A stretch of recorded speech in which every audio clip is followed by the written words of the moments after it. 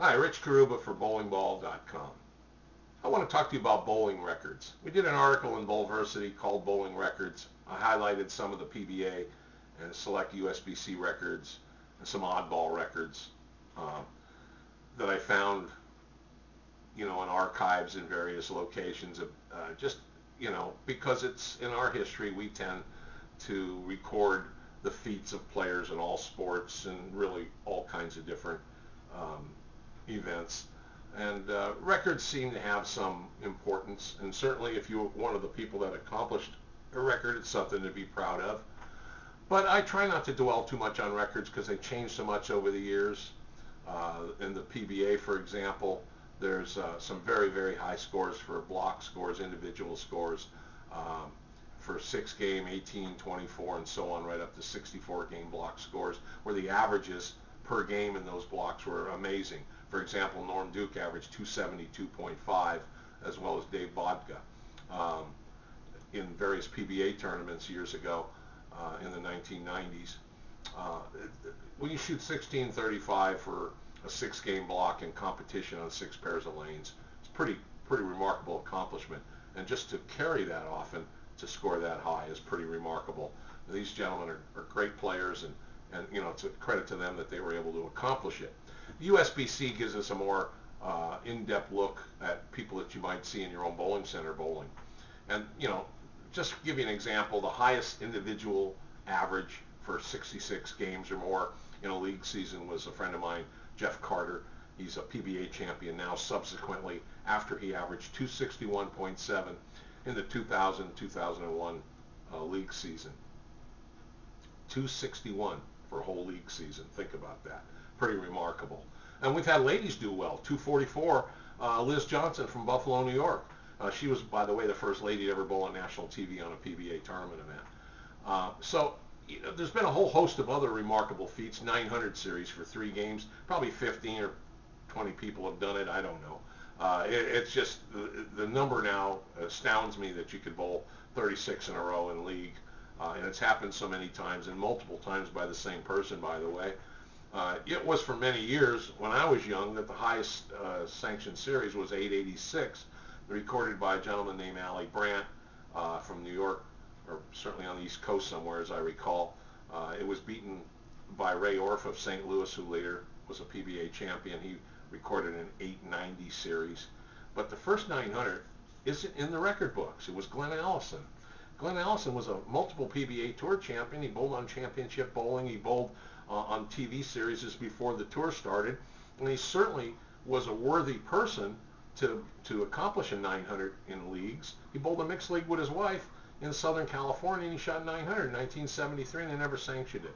I don't think USBC ever went back and gave him a honorable sanctioning, or went back and recognized it as a sanctioned score, because the lane conditions are just as easy today. The bowling balls are better, and so many people have done it that aren't even PBA champions, that were just good league bowlers. I would think you want to acknowledge Glenn's feat. I certainly do. He's my friend, so I'm bringing this up, and it's my personal opinion that it lends credibility to have a PBA champion to be the first one to ever do it. Next, there's been some great records by women. I think 878's the high series by a woman, and there's been 900 by youth bowlers, the kids, the male kids, and female young ladies have bowled as high as 859. It's very impressive scoring when you make the record books, no matter what you think about high scores and what you think about bowling balls and what you think about the scoring climate in today's world of bowling. It's still remarkable that you excel and go to the top of the list when you think of all the many, many, many hundreds of thousands of games recorded in competition, and you get listed at the top. So we congratulate at bowlingball.com anyone who's made any of these records. Or I don't really congratulate anybody, but they're worth mentioning. Here's 3 odd records. I'm calling them oddball records. I just thought it'd be fun. I put it in the article.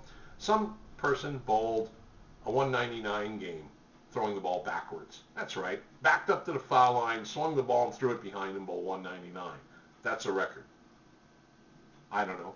It's one I might soon forget, but nevertheless, it's recorded. I certainly can't do it. And how about a physical therapy technician in Texas who once decided to bowl a marathon and set the new world record for the longest 10-pin bowling marathon. I think it was like 125 straight hours, which is about 5 days and 5 hours time straight bowling. Man, I don't know. I guess you got to be in great shape to do that, but to me that seems like a little extreme to try to set a record like that. But nevertheless, records are there, and it was done. Here's a couple of other ones. In league, the longest run as president of a given league, one gentleman did it for 48 straight years. Another was a league secretary for 61 straight years, the same league secretary. A lady did it for 52 straight years as a league secretary. But the one that I find most interesting was the 9-pin counts consecutively. Some gentleman in 1976 had 18 consecutive frames where he got a 9-pin count on his first ball. Now, personally, I don't think I would be sane after doing that. If I got 9 pins 18 times in a row, I'm sure on the way out of the bowling center I'd have put my bowling balls by the trash basket and just left them there and probably not returned. That would drive me crazy. But those are the things that get recorded, those type of feats. Anyway, I think regardless of what, any kind of record is something that you should be proud of if you're involved in accomplishing it. And some records can only be tied. They can't be broken. You can't beat perfection. 900 for 3 games, for example. The next one done will just add to an already long list. But it's nice to be acknowledged as part of history if you happen to know someone who have attained such a record. So I guess we say long live to bowling and all those who love the game. Thank you.